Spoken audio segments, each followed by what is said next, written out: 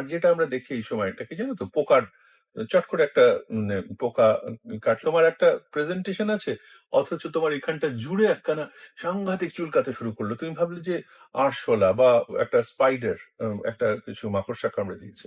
সবসময় তা না। ওটা আরেকটা জিনিস আছে, সেটা হচ্ছে আমাদের এখানে একটা কেউ কেউ টেকনিক্যাল পোকা বলেন, কেউ কেউ দেখবে নানা রকম নামে সেটাকে এ করা হয়।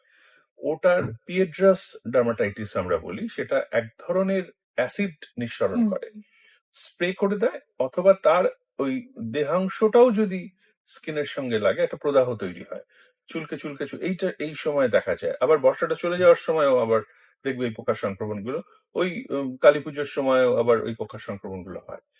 এগুলো খুব কমন, এই পুরো জিনিসটাই এই সময় হতে থাকে।